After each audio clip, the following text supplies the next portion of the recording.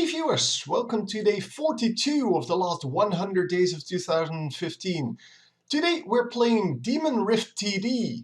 Demonrift TD is a very standard tower defense game with predetermined tower placements. Fortunately, the amount of potential tower positions is bigger than it is on average in these types of games, allowing at least some level of choice for the player.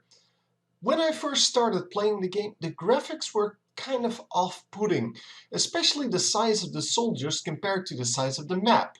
Although I never got used to it, I ignored it at some point. It is, however, a huge impact on the game, since the battles between the huge soldiers and huge enemies is just a messy clump.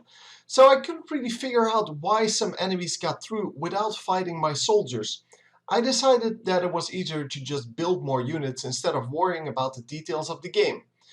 Outside of the huge soldiers, there were two bigger issues to worry about: the failing AI and the difficulty curve. The AI of the archers is retarded. Since there is no target priority option anywhere, the archers' AI will have to do for every level.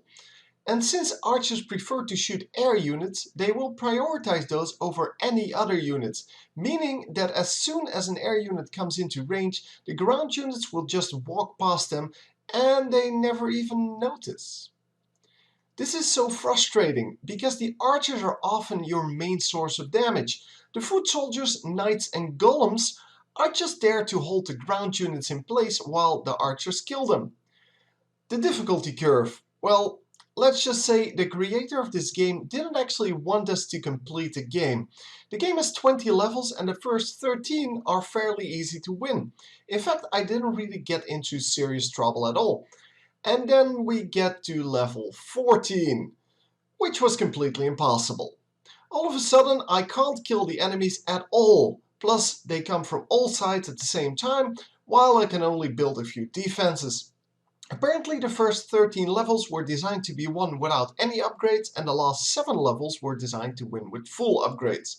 I'm sorry bruh, but I'm not going to grind for resources just to play your last few levels. Next time, how about making multiple difficulties, so it would actually make sense to replay levels. Anyway, I didn't really bother to play those last 7 levels after losing 3 or 4 times on level 14. So, my overall impression then. The game is definitely playable, but it needs some serious work to become a good game. And this is even though the game has some pretty interesting concepts with turn-based play and a resource management system.